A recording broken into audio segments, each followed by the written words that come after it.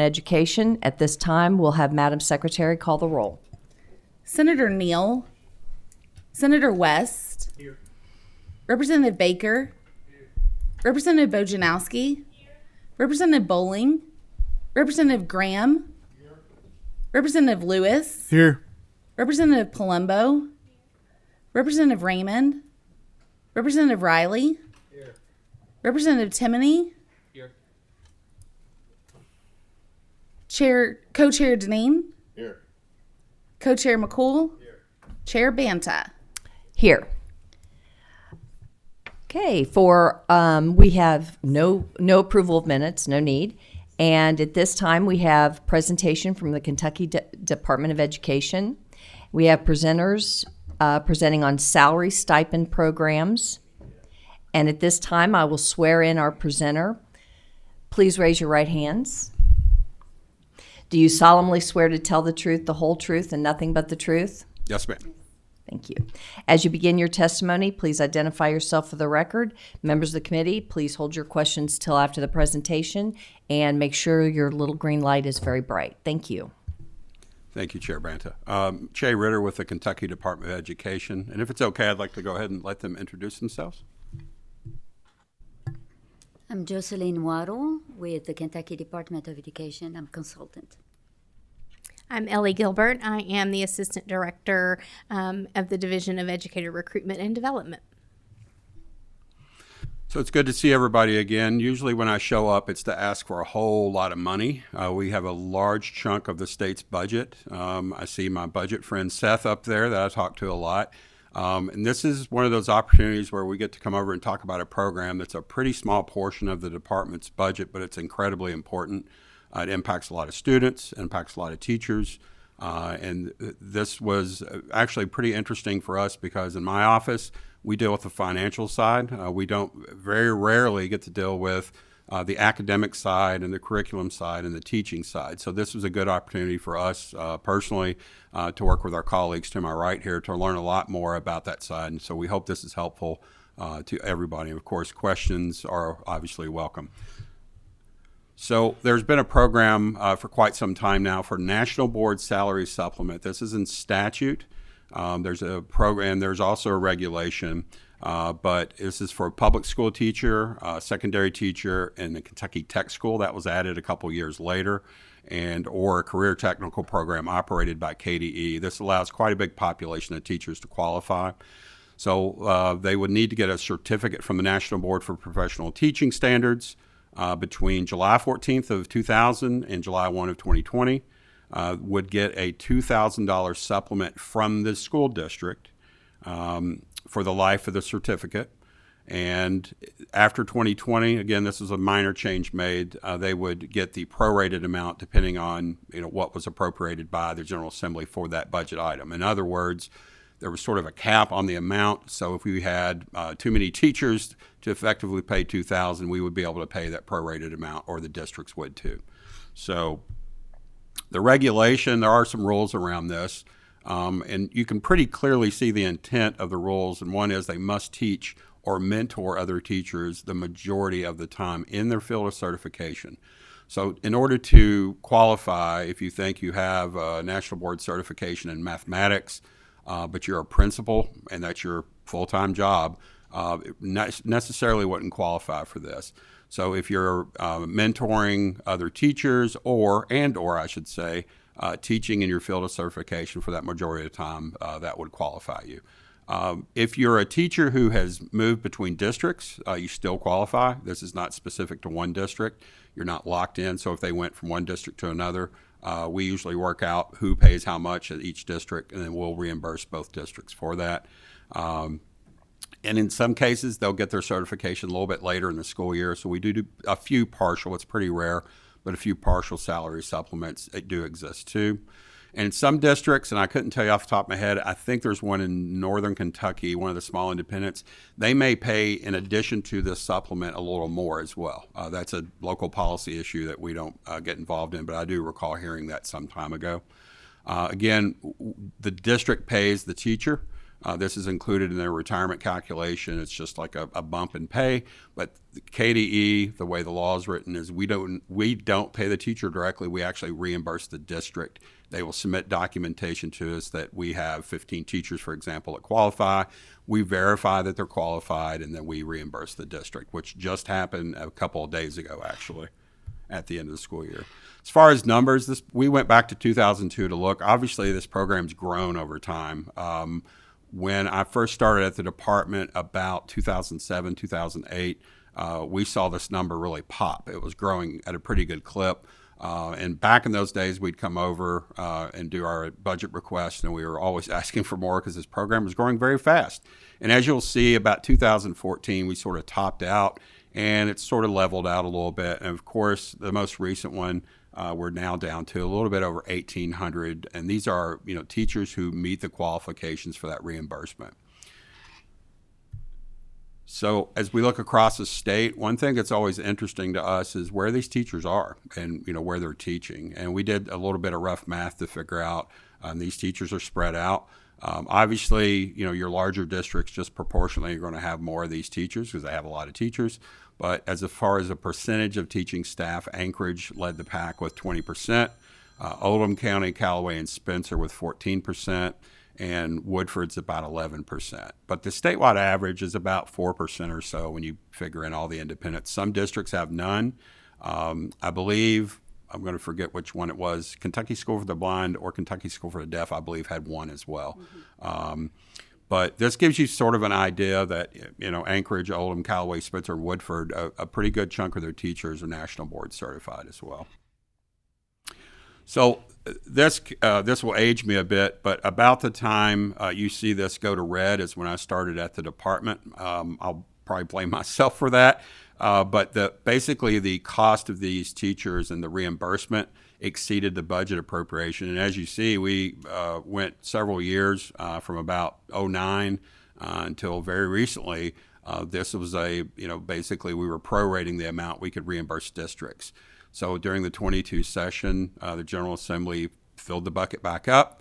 And now, most recently, we have a little bit left over. And that was that decline of about 1,800. And so we're estimating this during our budget process to figure out how many teachers we'll have. And obviously, we were off a little bit. So the next cycle, which is fiscal year 24, that cost is yet to be determined. That'll be next May or so. But the appropriation is in the budget is about $4.6 million and change. So that program's definitely grown quite a bit over time. So I'm going to turn it over to my colleague here and let her talk through a few of her slides. So my name is Jocelyn Waddle again, and I am a National Board Certified Teacher. So National Board Certification was designed by teacher for teacher. It is voluntary. Teachers pay $2,000, more or less. It takes between 1 year to 3 years, and it's about a 50% rate of passing rate. So it is extremely hard to do. It is based in your practice. It is very different than getting a master in education, for example, because the whole professional learning rests in knowing your student at this moment, the one that are in your classroom, and how do you help them. So it is based in research. It is also very much centered in pedagogy, but it is about knowing your students and making those millions of tiny decisions that teachers make every day, but that will benefit the student in your classroom at this moment. So they cover 25 certificate area, and they covered age group. It's not really grades. So if we can go to the next one.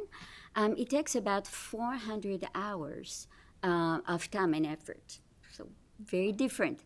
And what does that mean? That means they have to go through an enormous process of self-reflection.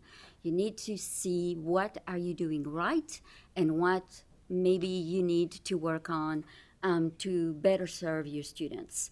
And we have a set of standards for the content area that you are teaching, the age of the students you are teaching, and we also have this, which anybody is interested, I brought some extra. It is called What Teachers Should Know and Be Able to Do. And those are the 5 core propositions that our national board teachers need every day to remember. So this is where the whole practice is anchored. So teachers are committed to their student and their learning. Teachers know the subject that they teach and how to teach the student to their students. And of course, that includes making the decision based on the need of the students in their classroom at this moment. Teachers are responsible for managing and monitoring student learning, which means they also look at their assessment. It is not about, printing some test that was done 50 years ago. It is really looking at the assessment, and are you really assessing what you are teaching, and is this reflecting what your students have learned from you? And then teachers think systematically about their practice and learn from experience. They are forever asking peer feedback. Like I say, it's an enormous amount of self-reflection, and you also include that student voice, which is so important.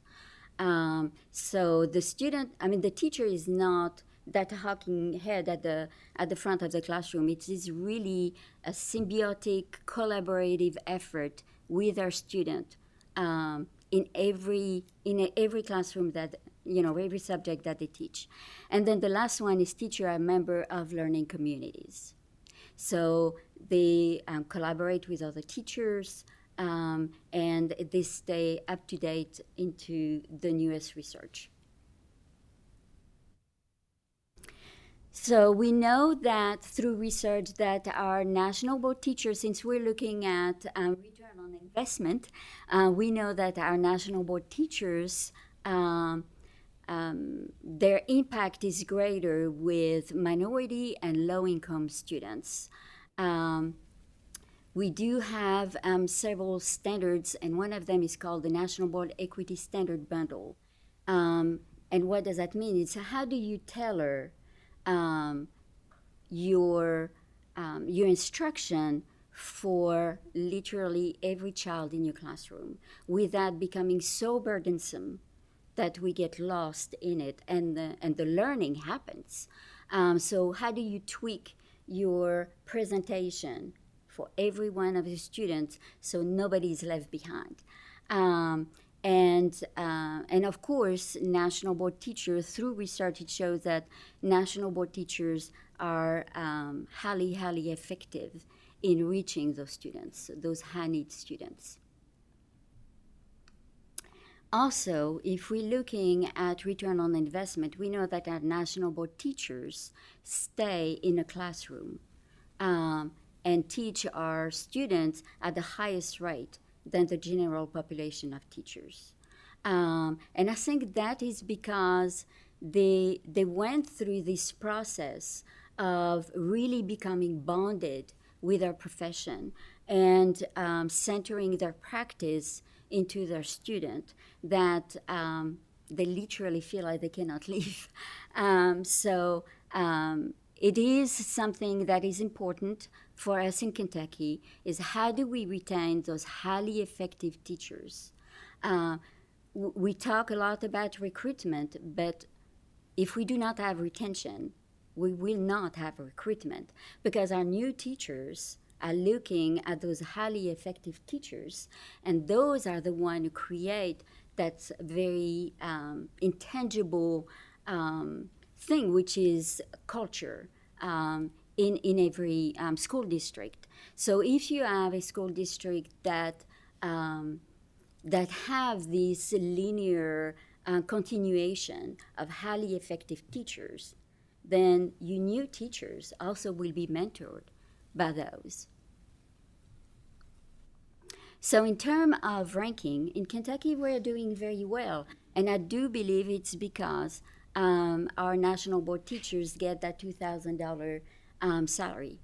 It's not, I don't think they're doing it specifically for that, but it's like all of us in all our profession. It's a way of recognizing that they went above and beyond, that they are continuing constantly to refine their crafts.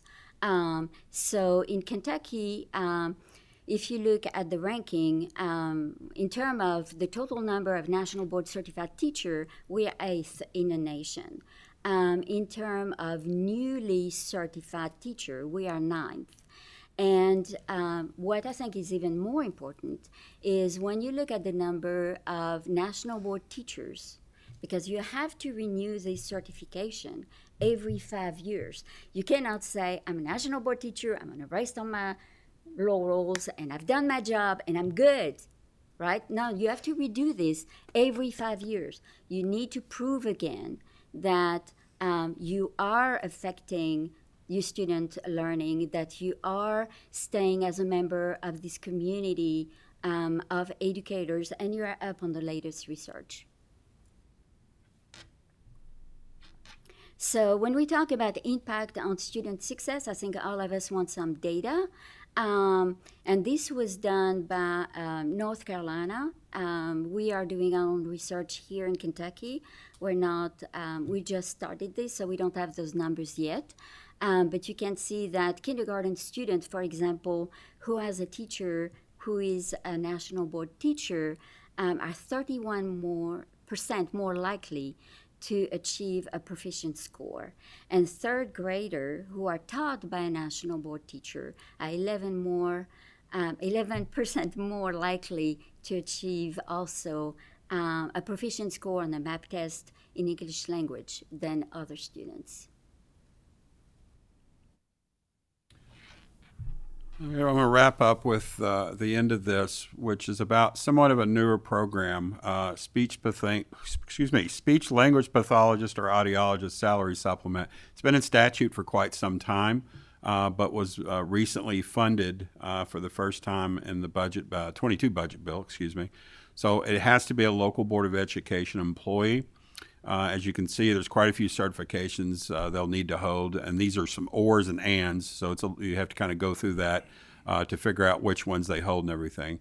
Again, we set up the reimbursement process to the districts, so the districts are paying this, and the qualifications, and we work through the same process like National Board to make sure the employees are qualified for this reimbursement. So it's sort of aligned with that National Board supplement, but at the same time, there's something a little different, is that the services must be incidental to they must be employed in a position where the pathology and audiology services are incidental. So if this is an employee who does 90% of their job is something else, they wouldn't necessarily qualify for that. And so you can see the intent is to make sure that they're kind of in the trenches doing the pathology and audiology work.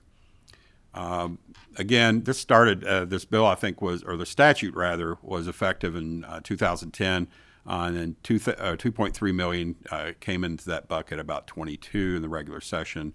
And we just processed our first year of this. We had about 1,000 qualified applicants, so a pretty good chunk of people that qualified for that, and obviously appreciative of this supplement being funded. And I believe that's it. Here's our contact information. Be glad to answer any questions, Chair. Thank you. We do have some questions. Rep. Timoney, would you like to kick it off? Thank you, Chairwoman. And thank you for the presentation today. National Board Certification is an outstanding certification. I looked into it when I was a teacher. It's way too hard, so I became a principal. It is incredibly reflective, and it is probably one of the highest quality practical applications of teaching. We can all go back to college, we can also sit in a class, and we can also learn all these things, but this is an actual where the rubber meets the road program, and with kids in the building in front of them. And it really does, and I can't stress this part enough, I recognize this part, it's the collegial community that is developed within schools. Question.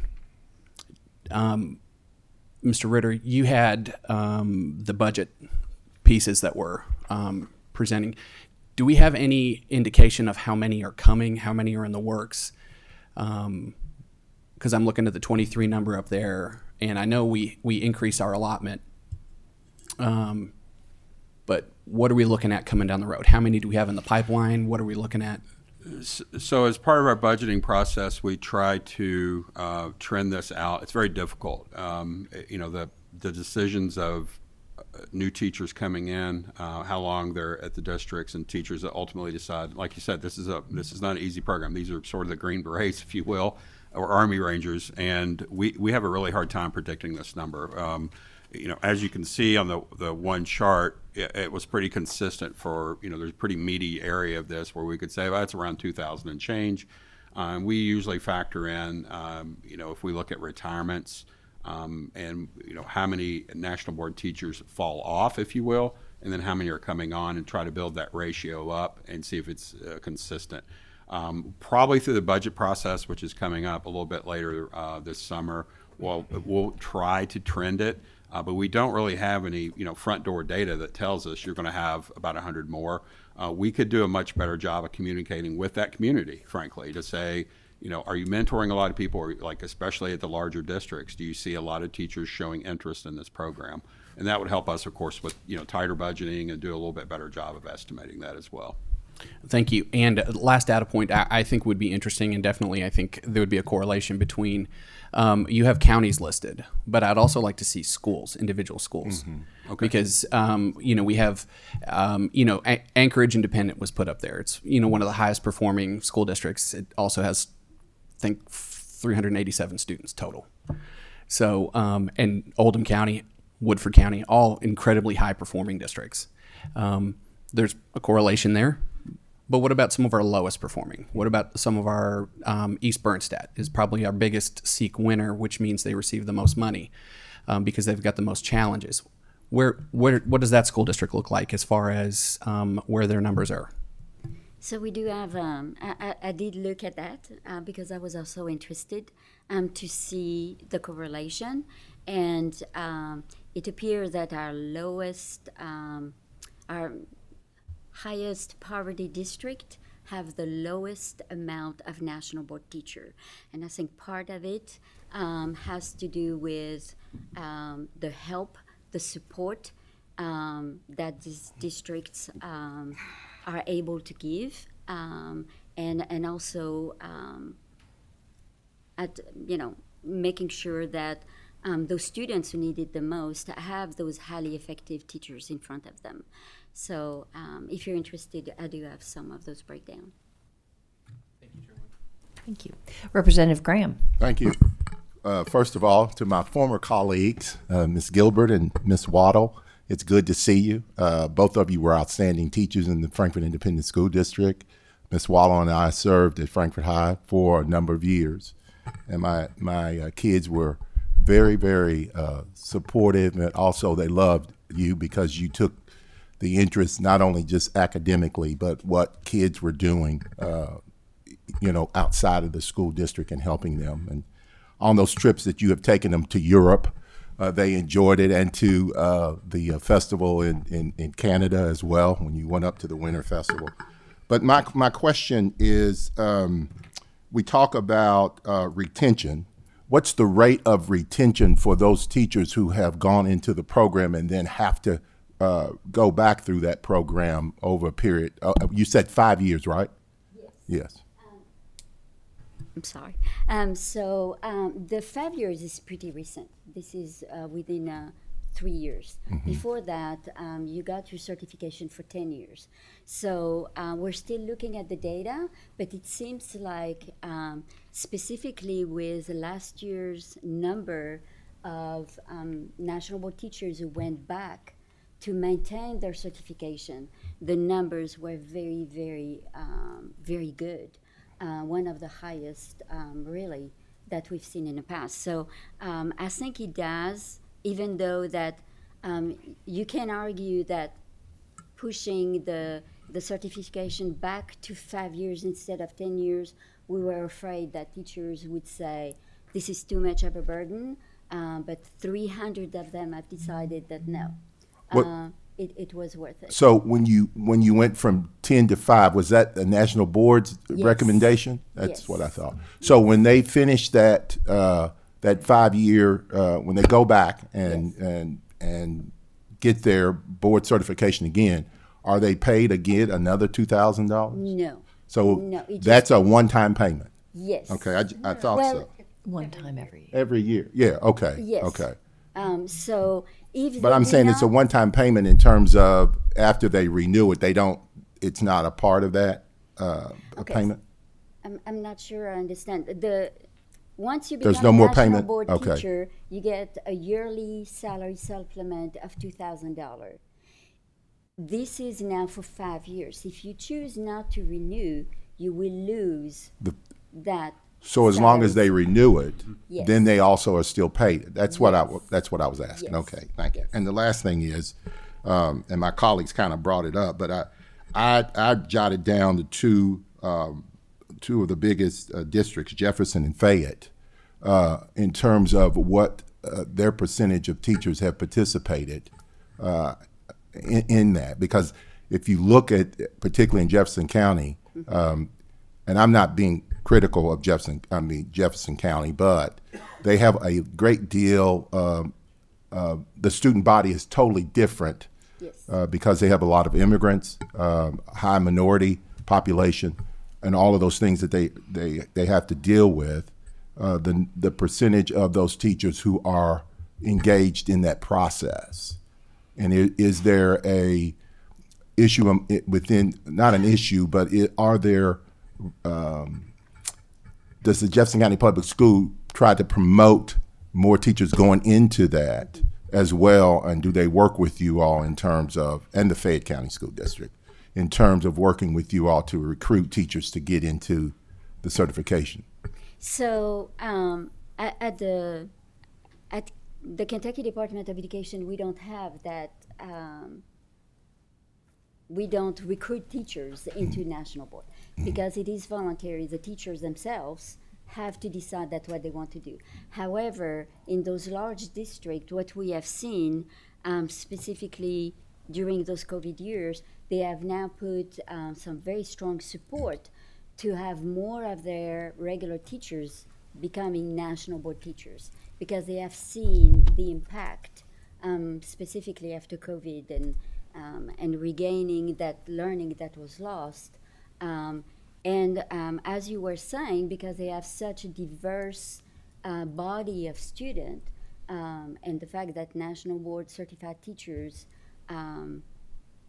through their reflection and their certification, are better able to reach them, they have now put some pretty strong support, mentoring, actively recruiting their new teachers to become national board teachers as soon as possible and not wait like in the past. I mean, because it is so hard to get, I think both of us, we are national board teacher. Mm-hmm. I had 10 years experience before I decided, well, maybe I need to do that. And I think right now what we're seeing, the trend is as soon as those new teachers come in a classroom, let's get them into... Encourage them. Yes. Yes, national that was the board term that I certification. should have used, encourage. Yes, encourage them so they don't make those mistakes. Thank you. Representative Bojanowski? Yes, thank you. So probably my PhD was easier than national board certification. We'll see. So my question is about salary stipends in general. And, when I saw salary stipends on the agenda, one of the things I've been thinking about a lot is how difficult it is to fill like MSD and EBD classrooms in Jefferson County. Has there been any consideration at the department for stipends for classrooms specifically for students with the most difficult behavior issues or the most severe disabilities, where you're, changing diapers for grown children and children who are, physically aggressive and so forth? I'm not aware of any discussion at the department over the years, but we'd certainly be very happy to look into that and, get with you all with some ideas about, how that would look, the structure, and sort of looking at areas of need maybe, or, and, perhaps changing that statute a little bit to tweak it to allow for more specific areas of need to be supplemented with a greater amount of funding or for a shorter period of time. And rotate that over time to, point it in directions that we need to point it into. So I'd I'll check appreciate into that. that. Thank you. Thank you. And also, I wanted to specify there is a certification, a national board certification for those teachers. Representative Tipton. Thank you, Madam Chair. I do have a couple of questions. Am I correct that the stipend is only for a certified teacher who stays in the classroom? If they go into administration, they're no longer eligible? So the way the regulation reads, that majority of the time must be spent in the classroom or mentoring other teachers. And I will tell you just from experience, as a teacher, works and works and works, and they take a job in the administration, will usually get a call to say, am I going to lose this? And more often than not, they will. It is the way the regulation, the department has been very consistent and I think very deliberate in how this is applied, that, we felt the intent was to keep them in the classroom and or mentoring. And you can do a combination of both, obviously. We find that to be very important. And I think back to Representative Graham's question about, ramping up newer teachers, part of this is mentoring other teachers, showing them the value and, of course, the work that it requires to get this. I think that's a very important part of this. But yes, as they move out of teaching, they would sort of be disqualified. Now, the district can still supplement. It's just the state, based on our regulation, could not reimburse that. So, Okay. Madam Chair, I've got a couple of follow-ups. Go right ahead. When a teacher receives their NBCT certification, does that qualify them for a rank change? Yes, yes, it does. It used to qualify them only for rank 1, and that has changed, of course. I think in 2020, where now a rank 3 teacher, a brand new teacher, going into the classroom, become National Board Certified Teacher, then they will be eligible for a rank change in a rank 2. And that brings up the point of the recertification process. If that teacher chooses not to recertify, do they lose that rank change, or do they No. keep that rank change? They do keep the rank change, just like somebody who got was successful getting a master in education. It's the same. It's the same process.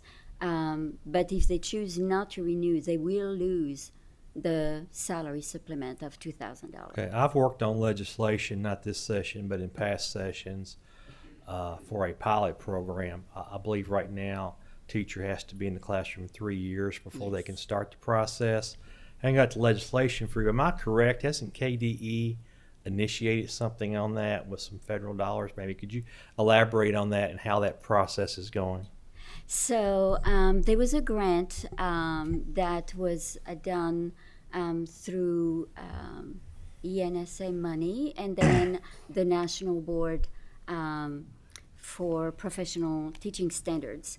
And they chose Kentucky. Out of all the states, they chose Kentucky to be part of that pilot program. And you are correct. Before, a teacher had to have 3 years of successful teaching before starting the whole process of becoming a National Board teacher. Now, that has changed, and as soon as we can have a one-year teacher, one-year experienced teacher, can start the process. We have 78 teachers right now in Kentucky that are going through this process, and they are doing. You have 5 components. And I can talk about that later if you want, if you're interested. But there are several components that needs to be completed in order to get your certification, so they can start year 1. They will have 2 years. In year 1, they do component 1 and 2, and in the second year they will do 3 and 4. But then they need to wait, even let's say that they are successful in all of their components. This is the first year, so we will not know until December if those 78 teachers passed. And then, like I say, they will have next year to do the 2 remaining component, and then they will have to wait until they have 3 years of teaching experience to fully become national board teachers. I hope that I hope it's not One more, confusing. Madam Chair, I promise. Right ahead. We've talked about stipends, we've talked about mentoring, and I forget the state. I believe one of our states just passed legislation that requires all first-year teachers to have a mentor in the classroom, mentor teacher. And I'm thinking what I'm going to is career ladders. Yes. A lot of time teachers, they don't have the opportunity to move up a career ladder. And have you all looked at the possibility of career ladders, things like mentoring teachers, things like that? Is that something, conversations that KDE has had?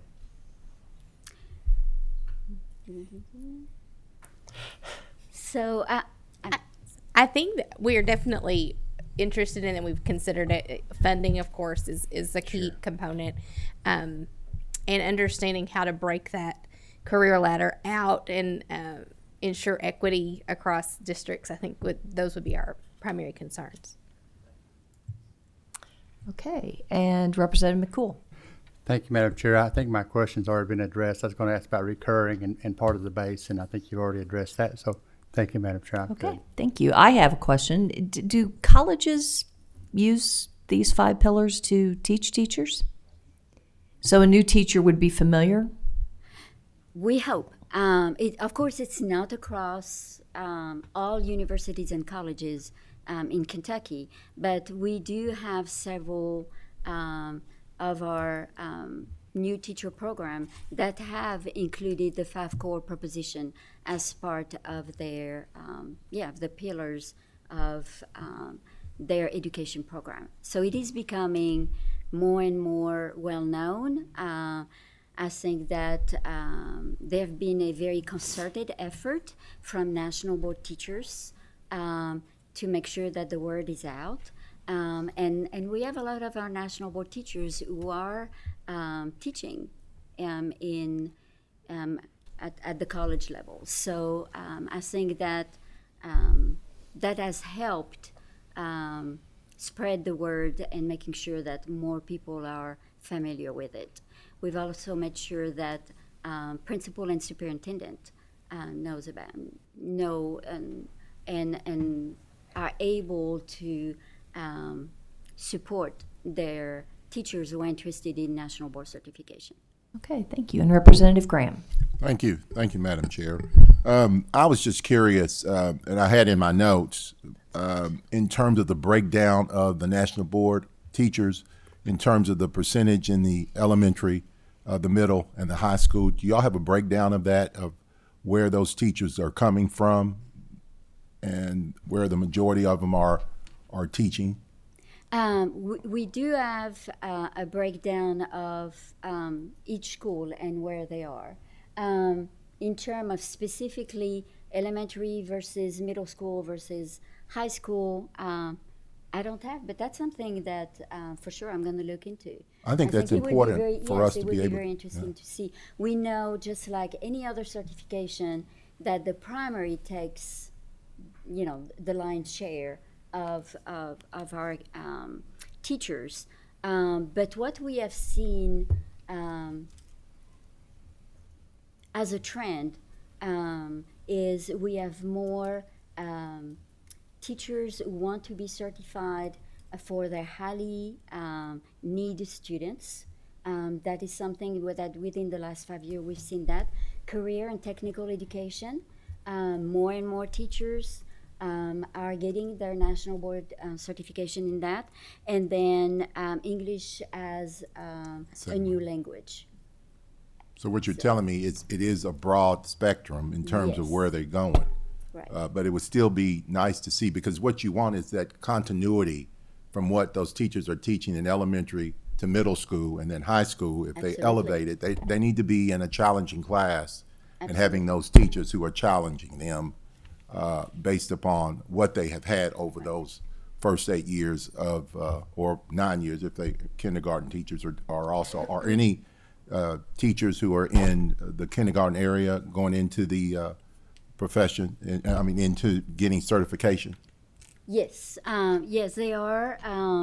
Because, like I said earlier, as part of the 25 different content area, it covers from 3 years old to the end of high school.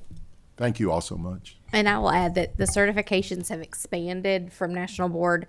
When I certified in 2006, the choices were very small. And now you can find very specialized certifications. Thank you very much for your presentations today. They've been awesome. It sounds like some people would like to see a bigger breakdown of the schools and the contents and areas. If you could get that to us, that'd be great. Yes, Chair. Thank you so much. And if there are no further questions, we'll move on to our next presentation. Thank you all. Thank you. Could you go ahead and put those at the end, because I think, or at the end of the desk, because I think we have some people that are going to be interested in that. Our next presentation is the Education and Labor Cabinet on unemployment insurance.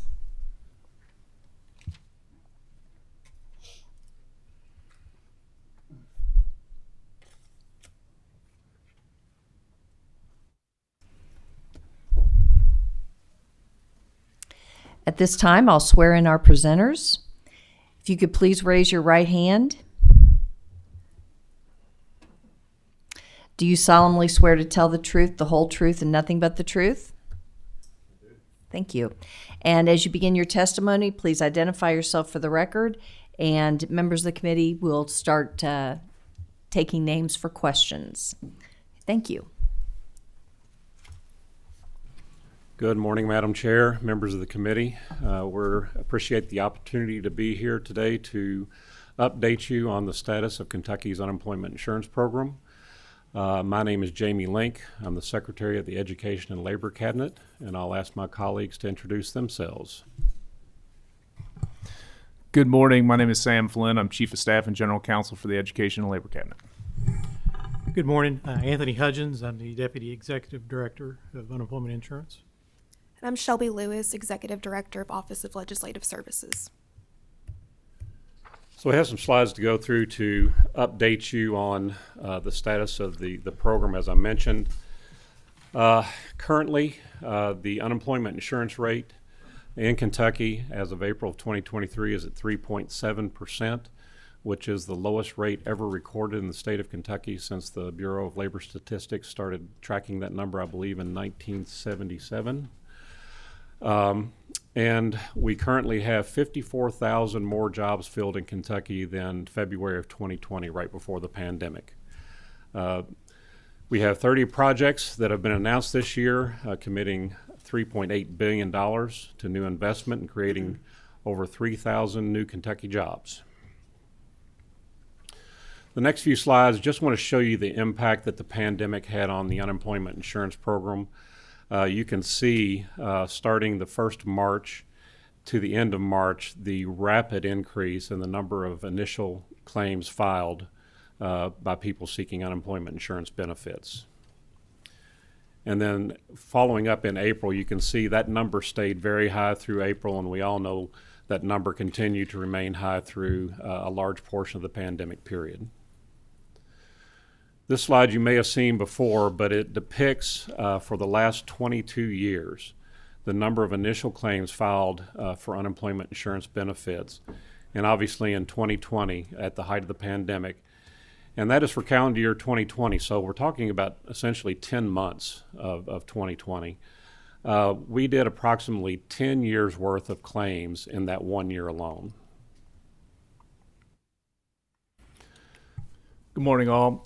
So just sort of going back, we've talked a little bit about what occurred early on in the pandemic. We want to sort of set the stage for what occurred sort of pre-pandemic. As you can see from the slide, in 2017, in January of 2017, it was announced that Kentucky Career Centers would be closed for in-person UI services. The Career Centers remained open, but no UI services would be provided in person. You could come in for a telephone call, or you could get a claim set up with somebody online, but no in-person UI services. In addition, 95 trained staff members were removed from the Career Centers and repurposed throughout state government. That equated to 51 offices being closed or reduced to 22 in the overall consolidation. And as I mentioned, individuals could still come into the offices for UI claims to be set up via phone, just no in-person services. Also, we'd be remiss if we did not include that at the time, again, pre-pandemic and then also going into the pandemic, regular UI benefits provided were 26 weeks in duration. And that has since changed with 2022 House Bill 4, reducing that number to essentially a sliding scale. And that has since been changed in the 2023 session with House Bill 146, which I'm sure you're all familiar with.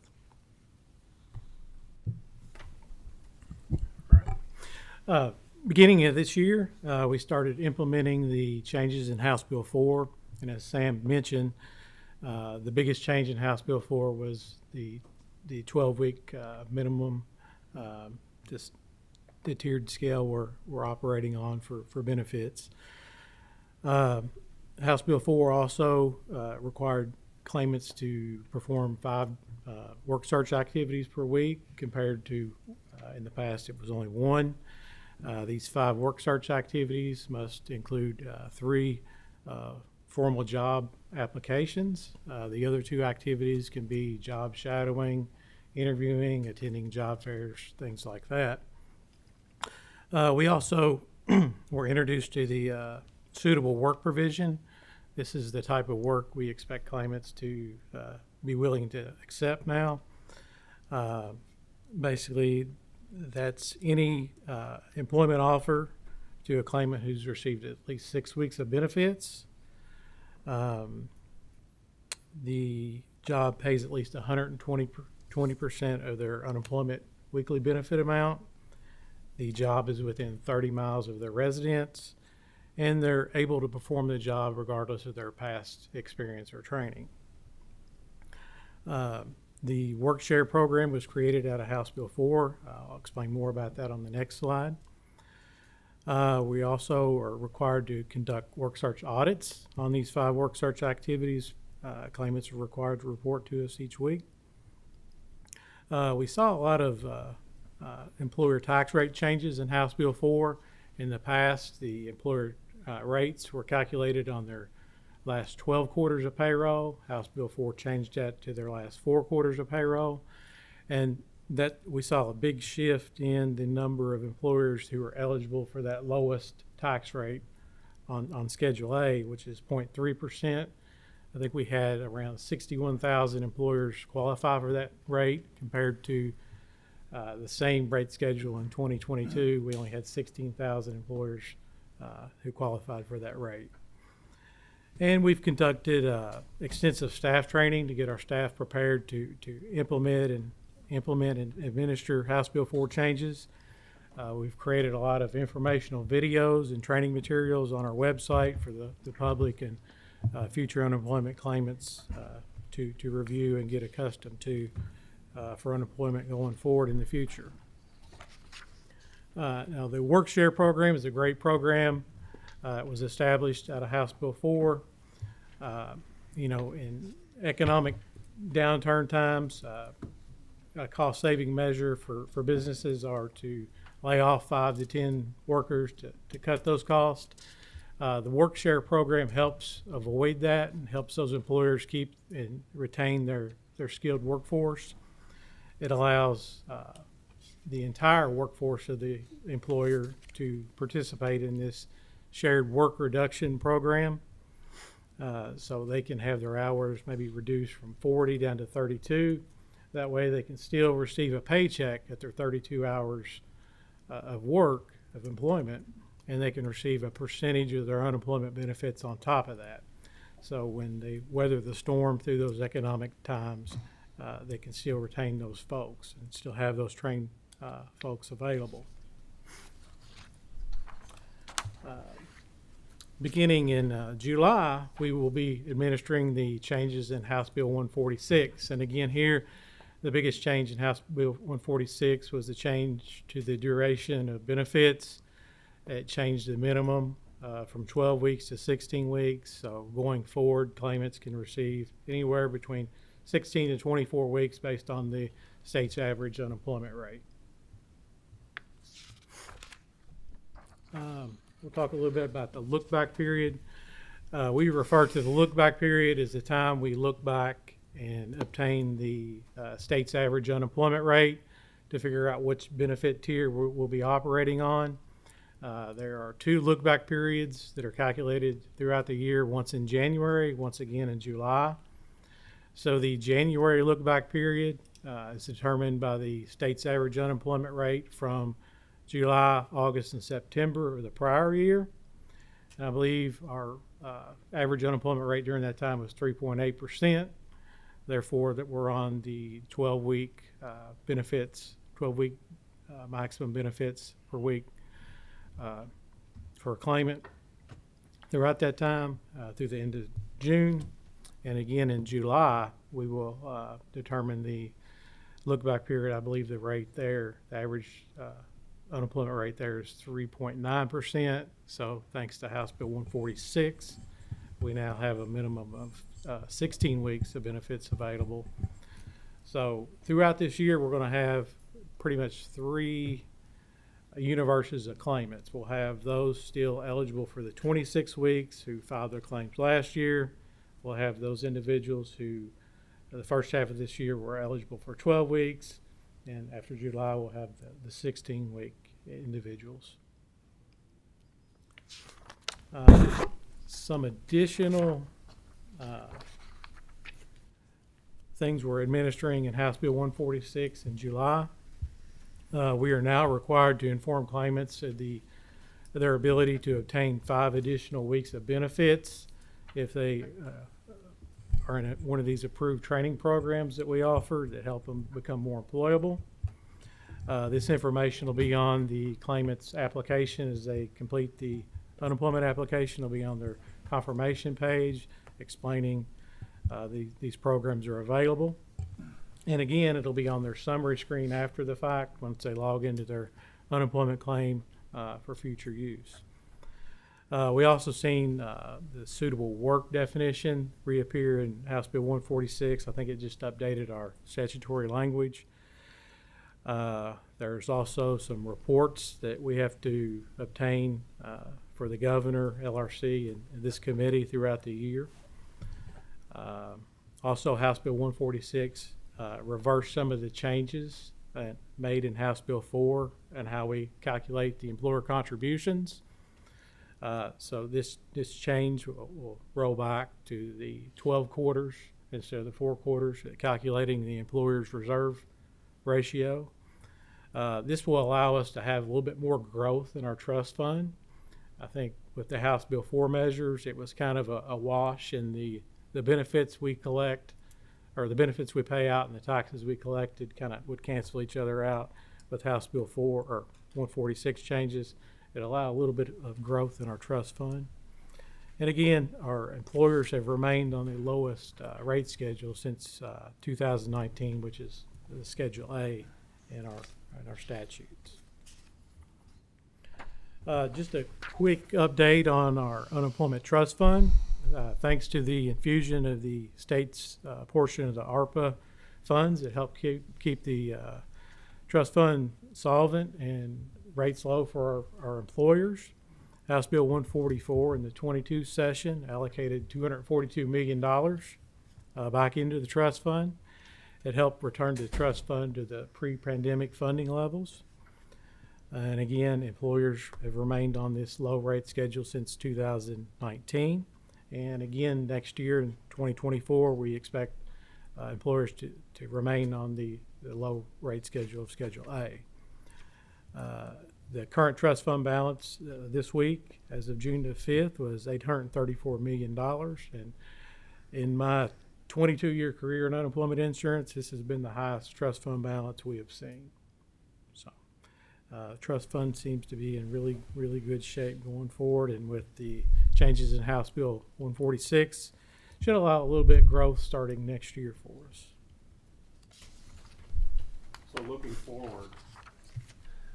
forward at the future of the program, we have submitted requests for additional personnel in the Office of Unemployment Insurance.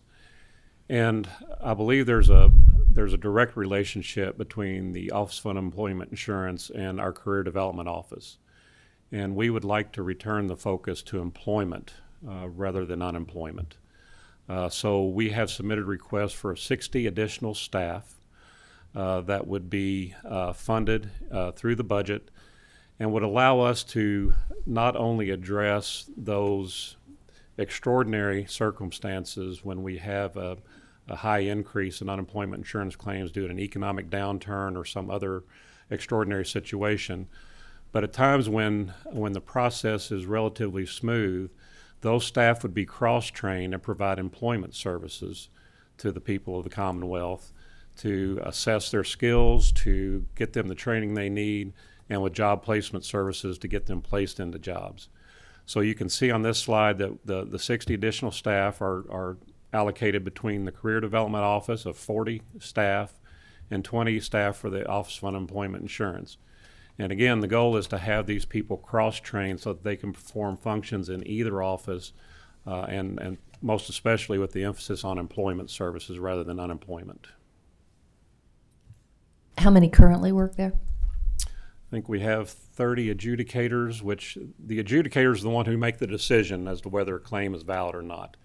So we had 30 adjudicators dealing with more than almost 2.8 million claims during that time. And we'd like to increase that by 20 in the Office of Unemployment Insurance, and the 40 would be in the Career Development Office. But those people could also switch over to unemployment insurance if we have an extraordinary occurrence.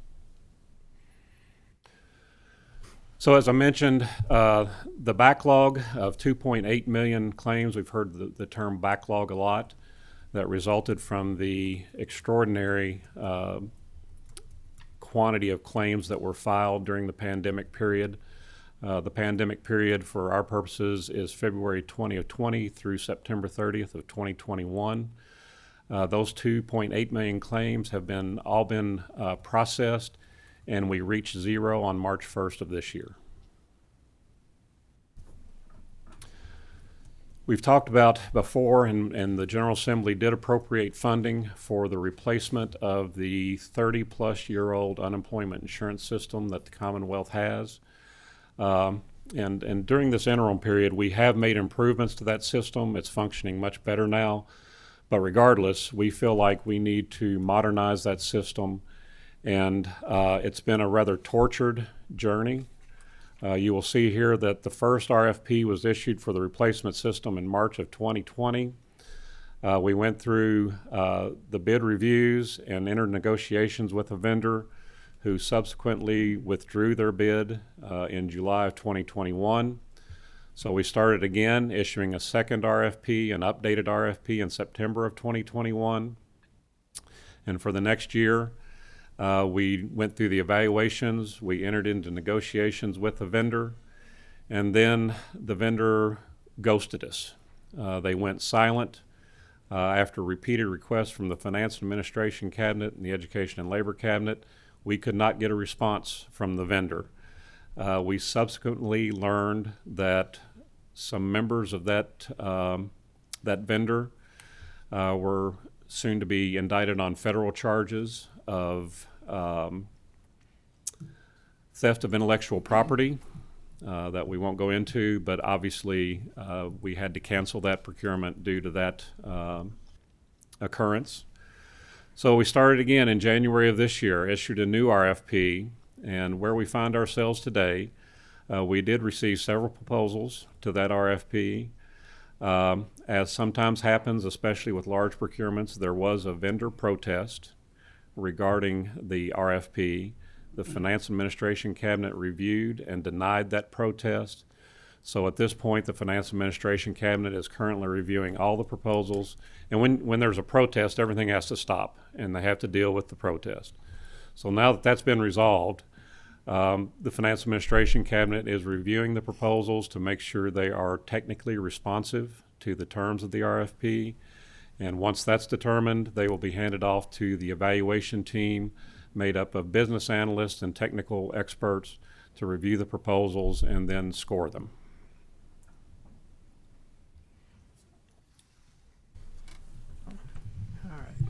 The Service Capacity Upgrade Fund, or SCUF, is our mechanism in place to collect funds for the system upgrade. It's in our statute, KRS 341-243. SCUF was reauthorized in 2018 by the General Assembly. I think the goal there is to collect $60 million toward our new unemployment system. Since 2018, we've collected $30.7 million. We've moved $30 million of those dollars into the capital project for a new UI system, so we can begin on that. SCUF is not an additional tax on employers. Basically, it's a mechanism that allows us to collect the tax payment, the original tax payment from the employer, and we divert 75 thousandths of that payment to the SCUF fund, and the remainder gets applied to the Unemployment Insurance Trust Fund. So for the past 3 years, the SCUF assessment has been suspended due to economic conditions and some legislation. We began the SCUF assessment back this year. Our employer first quarter reports were due last month, the beginning of May. So we'll have the first SCUF collection in 3 years coming in. And usually our SCUF assessment collections usually collect about $10 to $12 million a year. So you can see there we have another 2.5, 3 years of SCUF assessment until we reach our $60 million goal. Madam Chair, that concludes our presentation. We'd be happy to address any questions the committee might have. Thank you. We have some questions. I'm going to start off with Representative Baker. Thank you, Madam Chair. I do have a couple of questions. Secretary Link, thank you so much for being here today. We know that this unemployment insurance program offers a vital lifeline to citizens who find themselves in a difficult situation. And we know that we went through some very difficult times during 2020 and the pandemic. Have you made any major progress on that system that would enable us to prevent the collapse of it should another occurrence happen? Yes, Representative Baker, we have our UI and our UI unemployment insurance. I'm sorry for the acronym. Our UI team and our technology team have been making incremental improvements to the existing system because, as I mentioned, any new system is probably going to take 24 to 30 months to implement. So we have to be prepared for whatever may happen in that interim period. So we have greatly improved the existing systems, and we feel like we're prepared should there be another occurrence, but that doesn't relieve us of the responsibility for modernizing the system, pardon me, to a more current system to meet today's demands. Thank you. You said you've done 3 RFPs? Yes, sir. Could you tell us how many proposals you've received? I can't because I don't know. When they're in the evaluation process, I'm not allowed to know. That's information held by the Finance Administration Cabinet. I could check with them to see, since they've been canceled, how many were received. But at this point, I don't know. I'm sorry. Do you intend to have a vendor in place this year? That would be our plan by the end of this year. Yes, sir. Thank you. Okay, Representative Petrie. Thank you, Madam Chair. Following up on Representative Baker, so I want to make sure I get the assessment right. We've been on the issue of the UE system, on the systems itself, the tech systems for processing and managing claims. Since 2020, we've got RFP 1 down, RFP 2 down. We're in RFP 3. not certain of the status of whether there will be a successful RFP before the end of the year or not. We're not certain, is that correct? That's correct. Have been making internal improvements to the system as best you can. I'm going to assume, but I want confirmation, that those internal upgrades are insufficient to negate the necessity for an RFP. At this time, we believe that's the case. Do you think that we don't need the RFP any longer, that the upgrades made internal and to be made in the future are sufficient rather than pursuing an RFP? No, we don't believe that the improvements to a 30-plus-year-old system would be sufficient going forward. And that RFP, you're estimating if it were successful today and moved forward, we would have a 24 to 36-month implementation period? That's our estimate, yes, sir.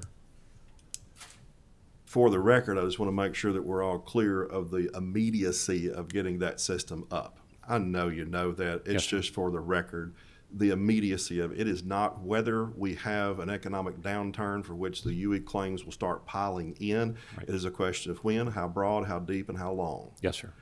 It is going to be essential that we avoid what problems resulted from the systems before. Yes, sir. So hopefully the upgrades will help, but I understand a 30-year-old system and probably programming language that no one knows except for 4 people in the world type of problem.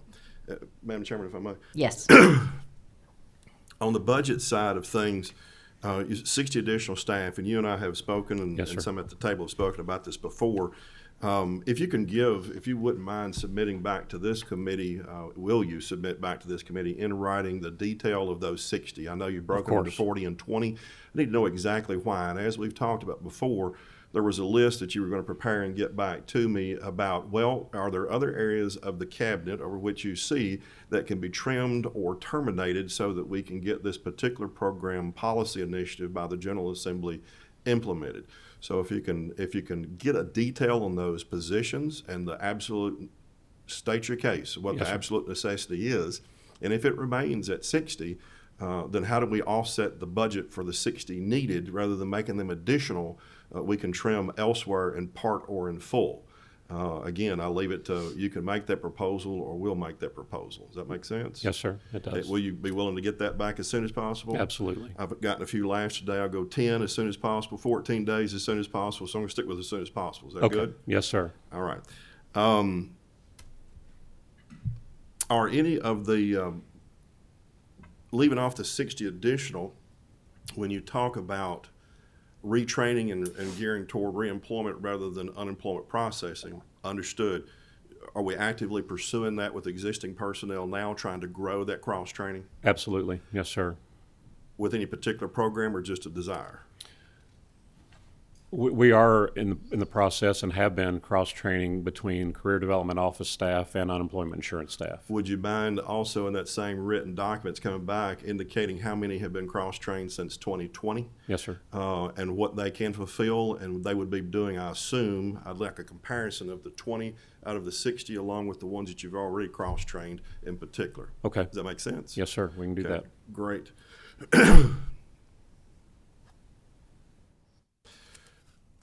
Over to UE Trust just for a moment. Over 800, that's 800 million. That's more than I've ever seen in the historical data. Do you have a target, an assessment, an analyzed target of what you think that fund should be to withstand the next economic downturn? The U.S. Department of Labor puts out trust fund adequacy rates and balances. I think it's around $1.3 billion. 1.2 billion is what I understood. Yeah. And so if you took an average of the last two in 08 and 20, and then with a little few specials added on, then you would have about 1.2 billion. So we're at 836 or 846, trying to get to 1.2 billion. What are the trends that we see right now? I know you'd mentioned with the changes implemented in House Bill 4 as well as modifications in 23, that trend on balance should go up. How fast is that anticipated to increase? Well, usually on rate schedule A and schedule B, for the past 10 years, we bounced between A and B. There's not much growth. You know, you'll see the trust fund grow, 40 million, 50 million. Those rate schedules don't allow for much growth compared to benefits. Now we have the reduced weeks. I mean, that's kind of a wait and see. Do we have any projections at this point, is what I'm asking? Projections. The projections for this year were done by Michael Clark with the University of Kentucky, Dr. Clark. He projects benefits for this year to be, I think, at $187 million, and the trust fund collections to be around 167. So it's like a $20 million deficit for us. I know we had subsidized those employer rates in recent years to the tune of about, I think it was 140 million that went into subsidized rates. We're back on market rate float at this point, right? Best A's were good, correct? Yes. Hey, there's also I think when we hit 900 million, somewhere around there, there's a calculation we can do to get on trust fund adequacy rates. It's on our statute and our tables, where I think there's 2 or 3 rates that are 0% for our employers, and that would be a goal for us to try to get to. Ma'am, Yes. so we'll follow that just for a moment. If we get to, you say 900 million? Yeah, it's somewhere in there with the Ballpark-ish. calculation. 900 million, has there been any kind of calculation or analysis of what that would mean to employers if there was a difference in rate, and what that would mean to the trajectories of the UEU trust fund itself? We always do those analyses. It's hard to dictate now with the changes from House Bill 4 and 146 with the number of employers and where they fall in that rate schedule to really do. I'm going to ask, if you will, you've done some analysis, so as soon as possible, if we can get dockets back in to show the analysis on the trend issue we were talking about before, where are we seeing the 836 going to? Assume the target's about 1.2 billion, what kind of time trend we're looking on based on extrapolations and projections from modifications made in the 23 session to House Bill 4 back in 22. So what are we seeing there, as well as if we hit the 900 million mark, what's the analysis show of impact to employers, dollar figures, physical impact, as well as would that affect the trajectory of the UE Trust Fund and how, to what degree? Fair enough? Right. Yes, Okay, sir. if we can get those back as soon as possible. And Madam Chair, thank you very much. You're very welcome. And Representative McCool. Thank you, Madam Chair. Again, some of my questions have been answered, but I did want to go back to your reference to 2017, that you downsized from 51 offices to 22. I wasn't here then, so just tell me, did the department also receive a reduction in funding? Did you reduce the funding by that much at that time? So I apologize. I was not with the department at that time. I'm not aware of whether the department received a reduction in funding. The funding that does come to the Office of Unemployment Insurance is completely federal dollars, as I understand it. Okay, I've just wondered if, when the crisis come up, if we just could not have opened up more offices if the funding was not reduced. We just didn't have the staffing, and one of the issues with staffing as well is the complexity of unemployment insurance. We can't just go hire people and put them in the office to handle unemployment insurance claims. There's at least a 6-month training period that it would take to get someone proficient in handling an unemployment insurance claim. Okay, thank you. Thank you, Madam Chair. Representative Bojanowski. Yes, so this kind of came to me as you were going over the overview. I know that there was a lot of fraud nationwide. Do you have an idea of the dollar value of fraud in Kentucky? Andy, do you recall? Those are dollar amounts that we're still working toward to collect. Our focus has been on stopping the fraud, one, and getting the backlog completed. And now we're in the U.S. Department of Labor has put out funding for additional fraud upgrades to your system. So we just got a new system in place. Will help us go back and collect some of those dollar amounts. And that's our focus, from this point to the end of the year to try to get those fraud claims handled and resolved. And Representative Bojanowski, I can tell you that we implemented a system called ID.me that is also used by the federal government and Social Security and other areas. And I feel comfortable in saying that it has basically eliminated fraudulent claims based upon identification. May I ask one more question? Yes. Okay, so I have a neighbor who is a musician, and he had claims, and then now he's in dispute with unemployment insurance, and they're trying to claw it back. Do you have an idea of how many people right now are in a situation where they received claims and it's being disputed, and they're in I don't want to say negotiation, maybe arbitration, or in the process where they're being asked to pay it back? Just an idea of how many people. I think we're talking about overpayment of benefits and the potential clawback of those. Right. Sam, you want to?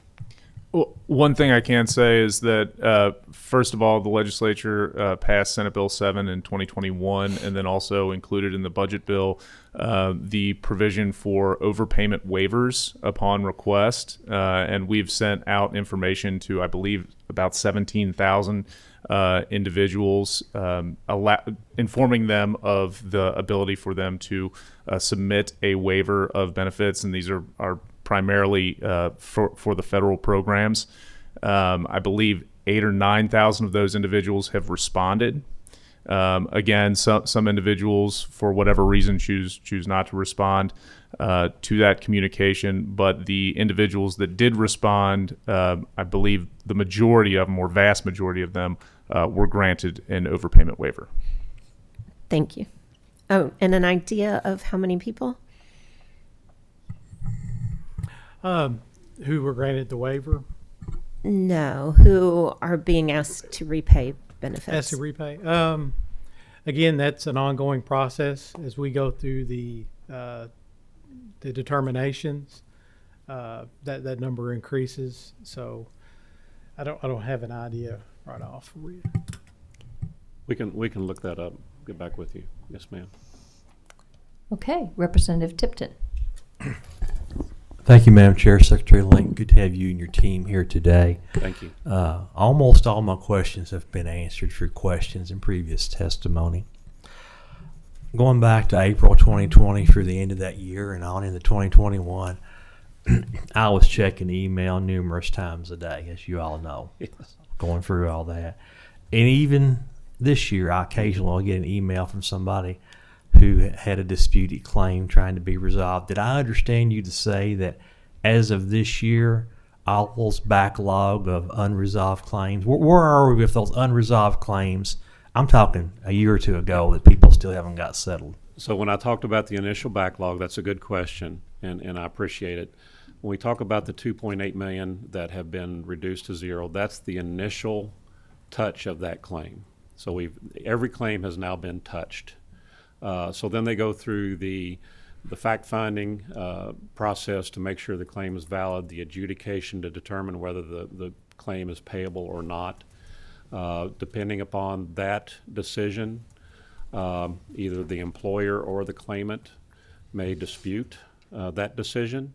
Then it goes to our appeals branch, and they will re-review it and dig deeper and then make a determination. If either party then disputes that decision, it goes to the Unemployment Insurance Commission for their review, which is another level of review. Then based upon the outcome of that, if either party disputes it again, it would then go to circuit court. And just one point of clarification to that. So all 2.8 million of those claims that were referenced, all of them have received an adjudication.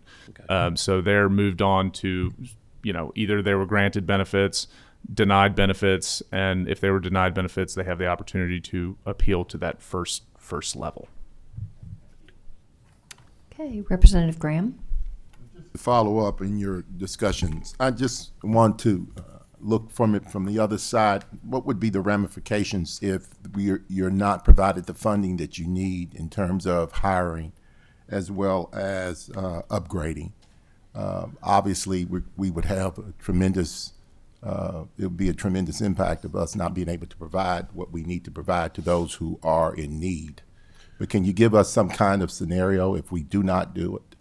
Well, I think that's a very fair question. I believe the impact is it slows down the process because you only have so many people, qualified, trained people that can review these claims and handle each claim. And the fewer resources we have to do that, the longer it's going to take us to work through the volume that we have. things right now with unemployment at historic lows. The workload is relatively consistent. But again, Representative Petrie said, when it happens again, and it will, that just increases the volume and thus the time it will take us to process those claims and get benefits out to the people that need them. And I'll tell you this, if they're unable to get the needs and provided for the services, we will hear from our constituents, because during the pandemic, we stayed in our offices. Many of us stayed in our offices very late talking to constituents. Some of them weren't our constituents, but we were trying to help those individuals. And if we want to provide the services that the people of the Commonwealth need, then we ought to follow up with the recommendations that the agency is who's responsible for these people who are unemployed and who also need a paycheck. We need to respond and have the services that you can respond in a time frame that helps them get back on their feet in terms of, or at least surviving whatever is going through, whether it's a pandemic or they've been laid off by the agency in which they were employed for 20 years and then they went out of business. So it's imperative that we take on this challenge of making sure we're updated with whatever is needed in terms for the agency to carry out its responsibilities to the people of the Commonwealth. Thank you. Yes, sir, and we'll be sure to get that information to you. Senator West. Thank you, Madam Chair. Most of my questions pertain to the computer system itself. The most recent RFP, how many proposals did you say we had? Was it 3 proposals? I don't know, Senator. I'm not privy to that information. Gotcha. Yes, sir. Do we know, are we able to know yet what was the nature of the protest, the reason for the RFP protest by one of the individual companies? Again, that's being handled by the Finance Administration Cabinet, and those of us in the Education Labor Cabinet are not privy to that. Do you know when we would get, maybe Mr. Flynn could answer this, when we would be able to know that information, what's going on with the RFP? I'm happy to check with the Finance and Administration Cabinet. Okay. Just in my way of thinking, and I've thought this for several years, we're not reinventing the wheel with this computer system. You know, we have 50 other states, and I'm assuming all these other states have computer systems that deal with unemployment insurance. Yes, so sir. have we reached out to other states and checked on what they're doing, what kind of computer systems they have? Absolutely. Why has this been so difficult? Well, do you want to? Yeah, I think during the height of the pandemic, there were several other states that were in the same predicament Kentucky found itself with dated systems, inadequate systems. And there are very few vendors nationally that had the capacity or the wherewithal to even deal with that. And I think that's what we saw with the first 2 RFPs that we put out. The inability of some vendors to either develop a system, or they didn't have the capacity to develop systems for multiple states. And what we have seen is there are several lawsuits pending in other states because of vendors who are way behind schedule, way over budget, and you know, in a weird sort of way, we avoided that by the 2 RFPs that failed.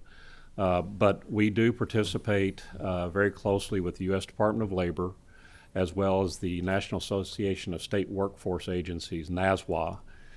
We also work with a national consultant to know what's going on across the country when it comes to those states dealing with the same issues we're dealing with here. So we want to make sure that we're following any best practices that other states are using, avoiding mistakes that other states may have made, through their best efforts, I'm sure. But we want to make sure that we do everything possible to get this one right, and hopefully we'll be successful with this 3rd RFP. 3rd time's a charm. And Senator West, just to add a little color to the Secretary's testimony. From immediately before the pandemic until till now, about 27 states were either at the beginning stages of the process of procuring a new UI system, or we're in the process of implementing a new UI system. There's about 4 or 5 vendors nationally that are used by these 27 states, or being looked at by these 27 states. And obviously they're in various stages of procurement, as the secretary mentioned, and that sort of builds in some delays, which I think is why you've seen sort of 3 RFPs. Got it. At this point, do we have any inclination about how much money we're looking at for the system? Well, we're still budgeted, I think, at $47 or $48 million, and we feel like that. And a lot of times with technology, this is just Jamie being hopeful. As technology advances, the cost can come down. Technology vendors are very savvy. They're going to make their profit, but our hope would be that through the lessons learned over the last 2.5 years, that not only will the system be better suited to the new demands of unemployment insurance, but perhaps the cost would be the same or perhaps even come down. I don't know. But right now we're staying with the budgeted amount we have, and with the SCUF assessments and things, that annual inflow through those assessments, it would be our plan that those funds would be sufficient. We're not holding our breath on it being less than that No. number, but No. but I understand that. I have a personal request. If I would request that our state contract be tightly drafted with whoever this new person is, and we don't get into a situation like we have in the transportation cabinet, where we have a computer system that's gone on and on for years, with seems like an unending supply of money we're having to put in there. So that's a personal request. Switching gears 1 second, this is my last question, Madam Chair.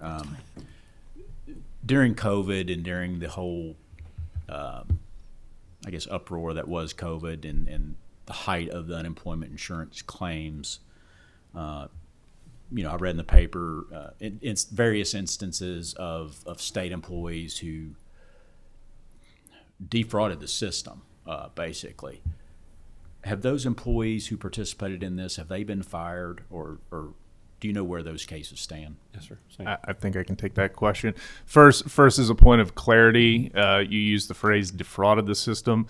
That's not actually correct. So sort of stepping back, at the beginning of the pandemic, the federal government, through the Congress, passed the CARES Act, which included 3 new UI programs: Pandemic Unemployment Assistance, PUC, and FPUC. So the additional 13 weeks and then the additional $600. The PUA allowed individuals to file on a part-time job. Okay, individuals throughout the state of Kentucky went ahead and filed on a part-time job. Again, at the beginning of the pandemic, there was a lot of confusion and a lot of differing guidance that was being provided to the state by the federal government through the Department of Labor. We learned in May of 2020 that some individuals, it was reported in the Office of Unemployment Insurance, had filed claims. The governor's office immediately requested an independent investigation through the transportation OIG. 35 individuals were identified, and an investigation followed. Of those 35, 4 were determined they were either prior employees or hadn't filed benefits or hadn't worked at the cabinet in several years. 31 individuals had filed for benefits on part-time jobs, again, well within the rules provided under the Pandemic Unemployment Assistance Program. 17 of those individuals were actually paid benefits. Those individuals were set up on an overpayment and required to pay those monies back. Those individuals did pay those monies back. Now, moving on to, I think, sort of the piece related to disciplinary action, 9 of the 17 individuals that filed claims looked at their own claim or the claims of others. We have very tight policies in place about what information can be accessed by who and when.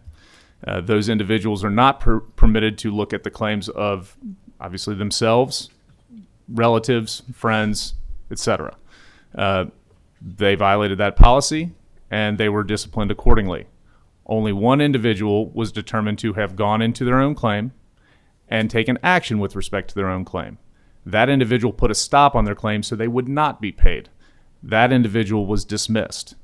Of the remainder, I have the figures here, 3 received 5-day suspensions, 3 received 3-day suspensions, and 2 received 2-day suspensions. 5 of the individuals are employed with the cabinet currently. Does that answer your question? Yes, it does. Thank you. Appreciate the detail. And just one additional point. That report was referred to the Office of the Attorney General, to the Auditor's Office, to the Franklin County Attorney, and to the Commonwealth's Attorney. And to date, no additional action has been taken. Thank you very much. Thank you. Thank you, Representative Petrie. Thank you very much. First, vendors in the system, we got about 27 states at one point in time that were all interested. I heard at one point 4 to 5 vendors across the country that handle this type of issue. We've already knocked out 1 and 2. Were those in addition to the 4 or 5, or RFP 1 and 2 reduced to 4 or 5 by 2? Reduced by 1. Reduced by 1. So we're down to 3 or 4 at this point that are available? That's correct. And Representative Petrie, just sort of to add, again, a little color to this, it's not every day that a state purchases or procures a new UI system. Yep, it's about every 30 or 40 years. Yeah, that's all good. Where I'm going is this: if we're getting down to so few vendors and we don't know what that third RFP process is going to result in, what is the alternative in place to deal with this issue? Well, I think anecdotally, what I've seen, Representative Petrie, is there are other substantial technology companies with whom we have met that are looking to get into this space. So the 4 or 5 at the time of the height of the pandemic, that number could grow. I don't know how many responses we received, but there are some you would recognize very quickly that have requested to talk with us. And of course, when the RFP's out, we don't talk to anybody. Right. So we're in a holding pattern. The alternative on the table right now is maybe we can find another company that gets into the space. That's a potential outcome, yes, sir. We're hoping against hope that we find a. I do too. Yes, sir. Any other alternative other than that in play? At this time, we would have to maintain the existing system as best as possible, and continue. Gotcha. And part of the reason, I can't remember whose question it was. It's the federal oversight. Unlike a lot of programs we deal with, this is direct federal oversight. Yes. If it's not done right, we're not just answering to ourselves and taxpayers. We're answering to an authority presumably higher than ourselves. Yes, sir. Dealing with them. And real quick, SCUF, you mentioned about $47 million still expected for the new system. We've got a certain amount that was appropriated, plus we have $30 million come in on SCUF and another $30 million anticipated. It seems like we're over budgeting at that point, GF to SCUF. Am I catching that wrongly? I think, and Andy can support me here. The initial purchase of the system, any system we'd purchase, we'd want to have a 3 to 5 year period after implementation for operations and maintenance, and to make sure that the system is working properly, that any upgrades need to happen. The ultimate number is about $60 million that we feel like is the appropriate amount to fully implement a new system. And that $60 million would be through the SCUF alone, would it not? Well, 30 and 30? We've got $30 million that's already been appropriated, and then we expect 10 to 12 million per year starting now. So over the next 3 years, we anticipate another 30 million thereabouts. Okay. Then we've got the general fund appropriation on top of that. Mm-hmm. That's right. Yes, yep. That's correct. Again, you may want to do a breakdown of that, because I'm interested, because we may be overfunded on that position. Leave the general fund in, but we might want to entertain the idea of pulling the SCUF back so it's helpful to people out in the field. Absolutely. We just want to do what's adequate. So yes, sir. Would you mind following up documentary-wise same as soon as possible about what's it going to cost, what's expected in, and whether or not we should adjust the recommended adjust on the SCUF? Certainly. Good. Just to clean up, if I may. Sure. You've gone through on overpayments and waiver. I think staff was interested in knowing this. The waivers, maybe about 16,000 overpaid, 8,000 took advantage of the waivers. of those that never take advantage of the waiver and still have overpaid, what's the next step 2 and 3 of enforcement, if any? So the good thing with this, the federal government put out a new unemployment insurance program letter that allows us to do blanket waivers now. Before, So they these- don't even have to request it. They don't have to request it. Gotcha. We'll just do it. So there's no anticipated enforcement mechanisms or actions. It would be probably a blanket waiver at that point for someone who doesn't avail themselves, that have been overpaid, didn't ask for the waiver, that can be blanketed and zeroed out. Correct. All right, fair enough. And again, I want to make clear that with respect to overpayments, these are only applied to individuals who were paid benefits through no fault of their own. Yeah. Again, we can talk about fraud versus mistake. That's always on the table. Okay. Sure. And then lastly, I just want to follow up. Yes, we are following up on recommendations, and as we've discussed before, just because there's a recommendation doesn't mean we take it. Yes. It doesn't mean we take it in full, in part, or whatever. That's why we're following up right now, and I'm asking for documents to better understand, and we will have more conversations. It's not a question of whether or not we're going to take care of the unemployment insurance funding and systems from a General Assembly oversight and an executive branch implementation standpoint. Mm-hmm. It's a question of not wasting taxpayer money, but still rendering effective and efficient system, services to them. So that's the back and forth. That is the follow-up that's going on right now, getting ready for that 24 session coming. Totally Thank you very agree. much. And we look forward to those conversations. Okay, thank you very much for your presentation, and our next meeting will be July 19th at 10:30 a.m. Thank you, Madam Chair. Thank you.